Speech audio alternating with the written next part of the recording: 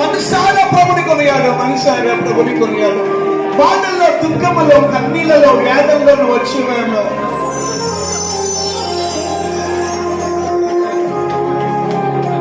ఇళ్ళలో ఉండలేనంటూ ఇంకా బ్రతకాలేనంటూ దిగులు భయమో చెంది ఏడుస్తున్నావా? అయ్యో సావైనా రాదే, త్వరగా సస్తే మేలంటూ ఎత్తి కొడుతూ ఏడుస్తున్నావా? పిల్లలు ఉండలేనంటూ ఇంకా బ్రతకాలేనంటూ దిగులు భయమో చెంది ఏడుస్తున్నావా? అయ్యో సావైనా రాదే, త్వరగా సస్తే మేలంటూ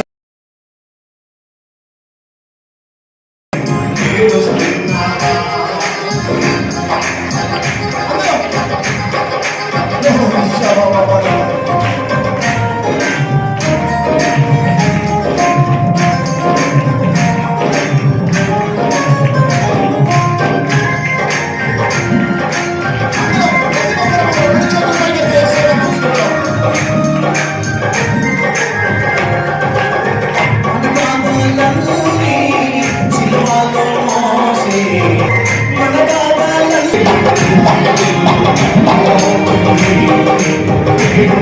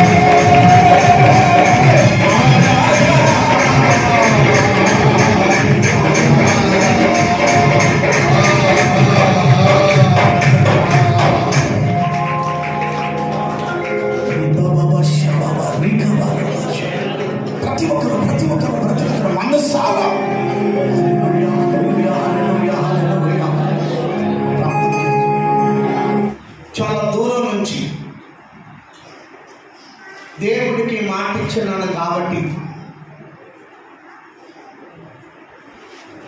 రాలేని పరిస్థితుల్లో ఉన్న అనారోగ్య సమస్య, ఆరోగ్యం సహకరించకపోయినా తెల్లవారుజామున 5 గంటలకు రైల్వే స్టేషన్ దగ్గర కూర్చొని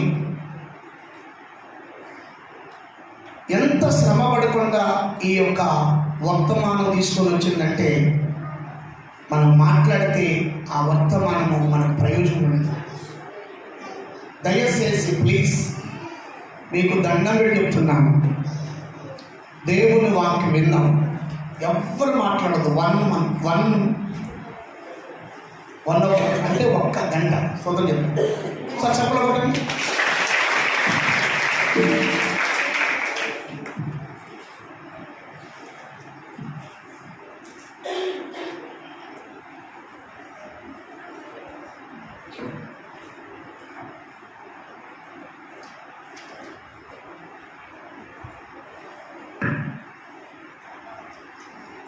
ప్రైజ్ ది లార్డ్. హల్లెలూయా. దేవుని నామానికి మహిమ కలుగును గాక. మరి మీ అందరూ సంతోషంగా ఉన్నారా? మంచి ఆరాధన చేశారు బ్రదర్ గారు, చాలా అద్భుతంగా. మరి పరిశుద్ధాత్మ తాకిడిని మనము అనుభవించినట్లుగా మంచి ఆరాధన మనం అనుభవించాము. మరి ఈరోజు ఈ యొక్క సంఘంలో మీ అందరి మధ్య నిలబడడానికి దేవాది దేవుడి సృష్టికర్త నాకు ఇచ్చిన అద్భుతమైన అవకాశాన్ని బట్టి మొదటిగా మన దేవునికి కృతజ్ఞతలు తెలియపరుస్తున్నాను. మరి అలాగే డేవిడ్ బ్రదర్ గారికి, వారి యొక్క సతీమణి గారికి, సంఘానికి అందరికీ కూడా ప్రత్యేకమైన వందనాలు. అలాగే మరి ఇక్కడ నేను పిలువబడడానికి కారణమైనటువంటి సంఘము, మరి శాలం బ్రదర్ గారు, వారి యొక్క వైఫ్ పోయిన గురువారము ఆ యొక్క మందిరంలో వాక్య ప్రసంగానికి నేను రావడం జరిగింది. మరి ఆ యొక్క కుటుంబానికి, అలాగే నన్ను ఎంతగానో నా పరిచర్యలో సహకారిగా ఉంటున్న రజనీ ప్రసాద్ కుటుంబానికి కూడా ప్రత్యేకమైన వందనాలు తెలియపరుస్తున్నాను. దేవునికి మహిమ కలుగును గాక. అయితే నాకు ఇచ్చినటువంటి సమయము 1 గంట. నేను ఇందులో ఒక 45 నిమిషాలు వాక్యాన్ని ప్రసంగించి ఒక 15 నిమిషాలు సాక్ష్యాన్ని మీకు తెలియపరుస్తాను. ఏం సాక్ష్యం అండి అంటే, మరి ఈరోజు ఈ సమయానికి నేను ఇక్కడ నిలబడడానికి నేను పడిన ప్రయాసము మీకు తెలియాలి. మరి నాకు వచ్చినటువంటి ఆటంకాలు, అడ్డుబండలు, నేను ఎదుర్కొంటున్న సమస్యలు, మరి వాటన్నిటిని తప్పించుకొని ఇక్కడ నిలబడడానికి దేవుడు నా పట్ల చూపించిన కృప ఏంటో మీకు తెలియాలి. మరి ఆ విషయమై నేను చిన్న సాక్ష్యాన్ని మీతో పంచుకోవడానికి ఇష్టపడుతూ ఉన్నాను. మరి వాక్య ధ్యానంలోకి వెళ్దాం. సమయం చాలా కొద్దిగా ఉన్నది కాబట్టి మరి ప్రతి ఒక్కరూ కూడా శ్రద్ధగా ప్రార్థనలో ఎక్కిద్దాం. మరి దేవుడు మనతో మాట్లాడాలి. మరి దేవుడు నాతో మాట్లాడాలి అని మీరు అనుకుంటున్నారా? ఎవరైనా దేవుడు ఈరోజు నాతో మాట్లాడాలి, కొన్ని సమాధానాలు నాకు కావాలి, అనేక ప్రశ్నలు నా జీవితంలో ఉన్నాయి, దేవుడు నాతో మాట్లాడాలి అని మీరు అనుకుంటూ ఉన్నట్లయితే దేవుడు ఈరోజు తప్పకుండా మీ హృదయాలతో మాట్లాడతారు. ఎందుకంటే ఆయన బలమైన మాటలు ప్రసంగించమని నాకు తెలియపరిచారు. ఇందాక నేను రాగానే వచ్చి కూర్చున్నప్పుడు ఒక పాట పాడారండి. వాక్యం యొక్క శక్తి, నీ వాక్యము, నీ యొక్క మాట శక్తివంతమైనది, అది మారనిది అని. మరి ఈరోజు ఆ మాటల ద్వారా దేవుడు మన జీవితాలలో స్వస్థతలు, విడుదల, అలాగే ప్రవచనము ద్వారా మాట్లాడబోతున్నారు. ఈ కూడిక పేరేంటండి? స్వస్థత, విడుదల, ప్రవచనం యొక్క మరి ఈ 3 కలయికగా ఈ యొక్క మరి మీటింగ్లో మనం నిలువబడ్డాం.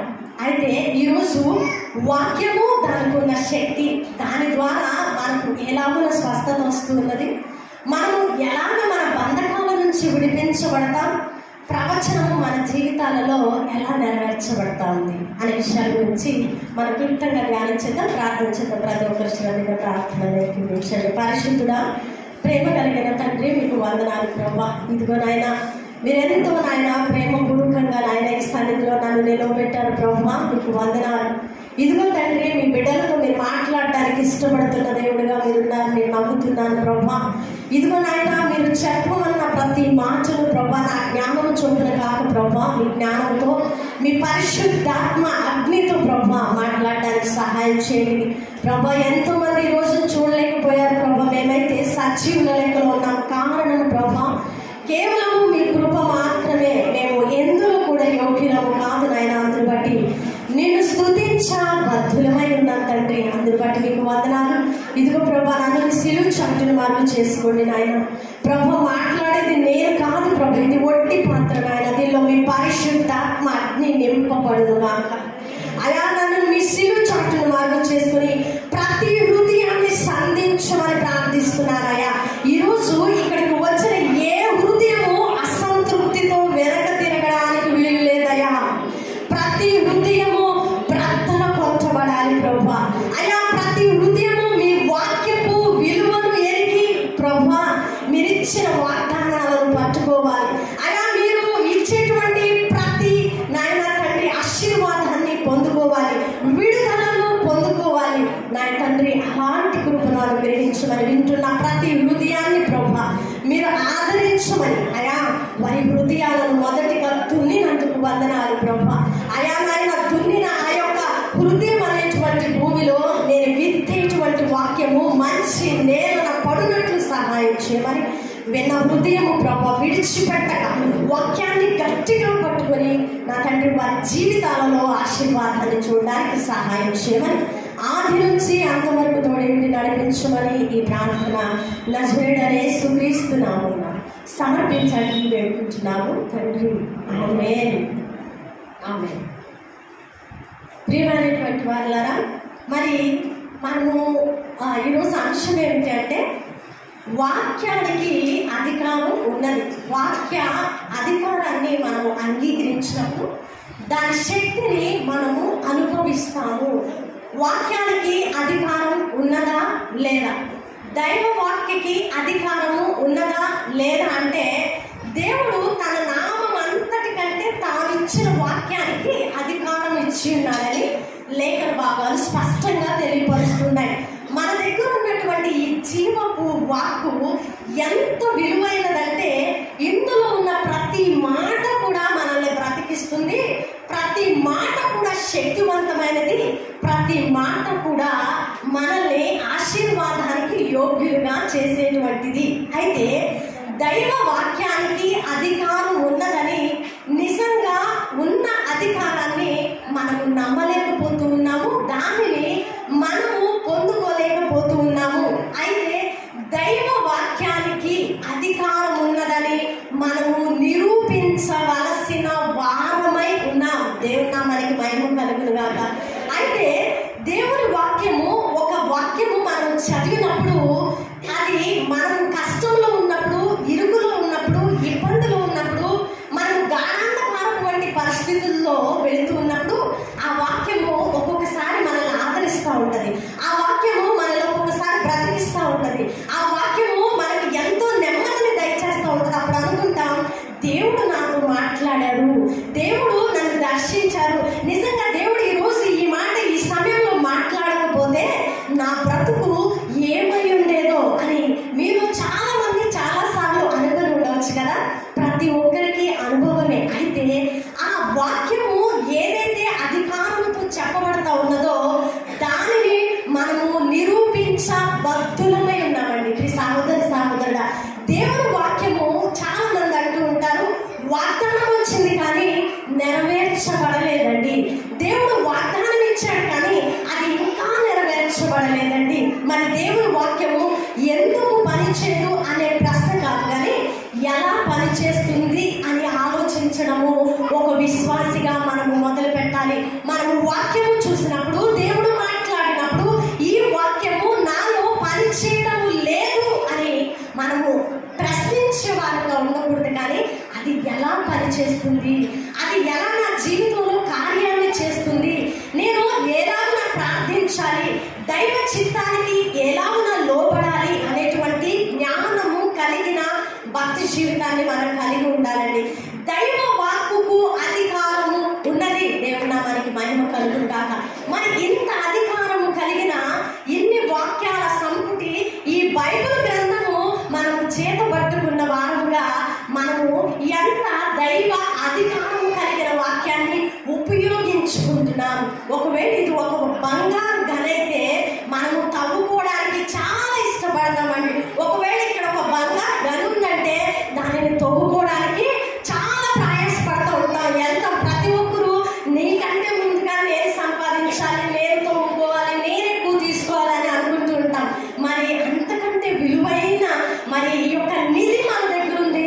దాన్ని ఎంతవరకు మనము ఉపయోగించుకుంటున్నాం? ప్రియమైనటువంటి వాళ్ళగా, మరి ఈరోజు ఈ కూడికలో మనము ఏం కావాలనుకుంటున్నామంటే స్వస్థత కావాలనుకుంటున్నాం కదా, విడుదల కావాలనుకుంటున్నాం కదా. ఈరోజు మీలో ఉన్న చాలా మంది ఎన్నో బంధకాలలో ఇక్కడికి వచ్చి ఉండవచ్చు. మీ సమస్యలు మరి ఇతరులకు చెప్పడానికి కూడా కష్టంగా ఉన్న పరిస్థితుల్లో ఉండి, ప్రభువా మరి ఈరోజు నన్ను విడిపించయ్యా, ఈ శ్రమ నుంచి విడిపించు, ఈ కష్టం నుంచి విడిపించు, ఈ బాధ నుంచి నాకు విడుదల కావాలి ప్రభువా, నా వల్ల కావలేదు అని అనుకుంటూ ఉన్నాం కదా. అయితే ఈరోజు దేవుడు నిన్ను ఆ స్థితి నుంచి విడిపించడానికి ఇష్టపడుతూ ఉన్నారు. అయితే నువ్వు ఒకటి నమ్మాలి. ఏం నమ్మాలి? వాక్యానికి అధికారం ఉన్నదని నమ్మాలండి.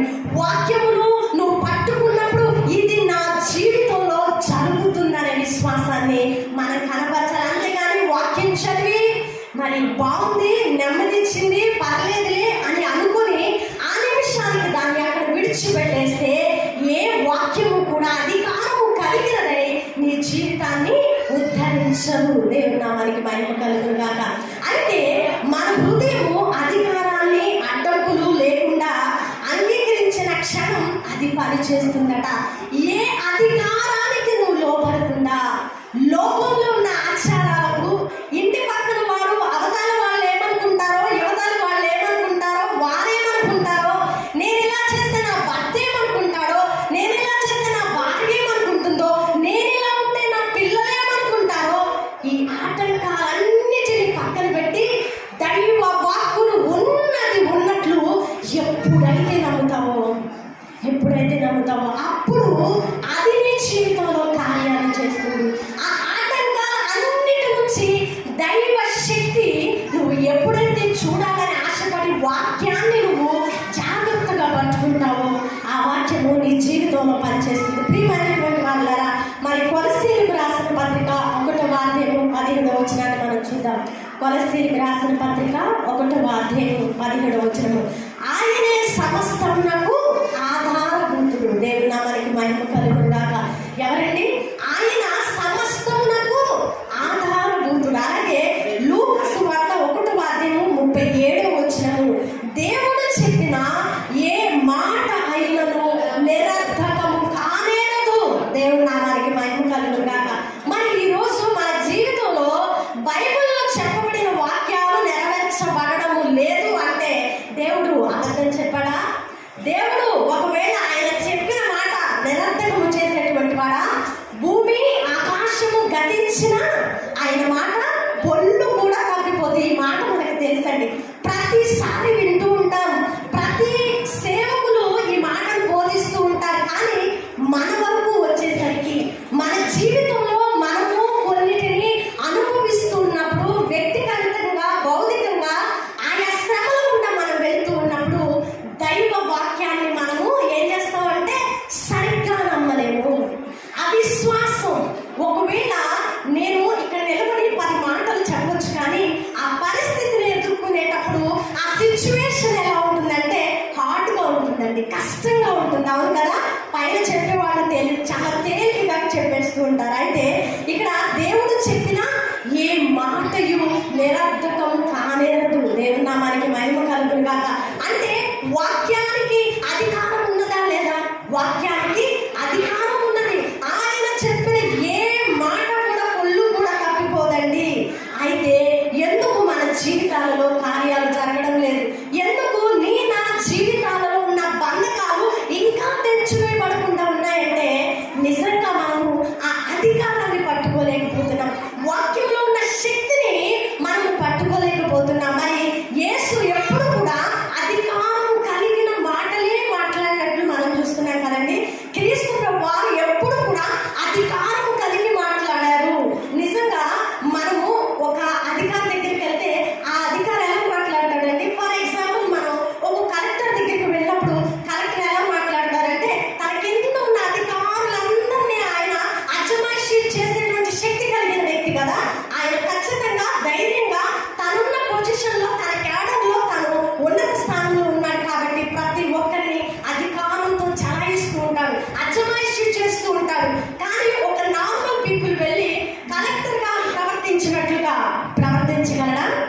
సాధ్యపడుతుందా? లేదండి. మరి ఈరోజు యేసుక్రీస్తు ప్రభువారు అధికారం కలిగి మాట్లాడారు అంటే మనం కూడా ఎలా మాట్లాడాలి? మనం ఎలా మాట్లాడాలండి? ఆయన అధికారం కలిగి మాట్లాడారంటే అవే మాటలు మనకిచ్చారు కాబట్టి మనం కూడా ఎలా మాట్లాడాలి? అధికారము కలిగి మాట్లాడాలి. కాబట్టి ప్రియమైనటువంటి వాళ్ళారా, నిజంగా వాక్యంలో ఉన్న అధికారాన్ని మనం పట్టుకుంటున్నామా? ఫర్ ఎగ్జాంపుల్ ఒక వాక్యాన్ని తీసుకుందామండి. మరి ఇదిగో విశ్వాసంతో ప్రార్థన చేసినప్పుడు ఆరోగ్య స్వస్థపరచబడును అని అన్నప్పుడు మరి మనము దాన్ని ఆ వాక్యంలో ఉన్నటువంటి శక్తిని, అధికారాన్ని మనం తీసుకొని ప్రార్థన చేసి ఇదిగో నీకు స్వస్థత కలుగును అనేటువంటి అధికారం కలిగిన మరి మాటలు మనం మాట్లాడగలుగుతున్నామా? ఆ శక్తిని మనం వినియోగించుకోగలుగుతున్నామా అనేటువంటి ప్రశ్న ఈరోజు దేవుడు మన మధ్య లేవనెత్తుతున్నారు. యేసు ఎప్పుడు కూడా అధికారం కలిగి మాట్లాడారండి. ఆయన మరి ఏమన్నారంటే, ఆయన ఏం చేశారంటే అంజూరపు చెట్టుని ఏం చేశారు? శపించారు కదా. ఆయన శపించినప్పుడు ఆ మాటతో ఆ చెట్టు ఎండిపోయినట్లు మనం చూస్తున్నాం. మరి గాలి వాన అలల చేత కొట్టబడుతున్నప్పుడు ఆయన గద్దించినప్పుడు ఆ యొక్క ప్రకృతి సైతము ఆయనకు లోబడినట్లు చూస్తున్నాం. కారణం ఏంటంటే ఆయన అధికారం కలిగిన మాటలు మాట్లాడారండి. ఆయన అధికారంతో మాట్లాడారు కాబట్టి, కాన్ఫిడెన్స్ తో మాట్లాడారు కాబట్టి ఆయన మాట అక్కడ ఏం చేసింది? కార్యాన్ని చేసింది. ఆయన మాట ఏం చేసింది? అక్కడ ఉన్నటువంటి ప్రతి పరిస్థితిని కూడా మార్చివేసింది. కాబట్టి ప్రియమైనటువంటి వాళ్ళారా, మనం ఏం చేయాలంటే మన మాటలు అధికారంతో ఉండాలి. మన మాటలు ఎప్పుడు కూడా దేవుని దృష్టికి యథార్థంగా ఉండాలి. మనము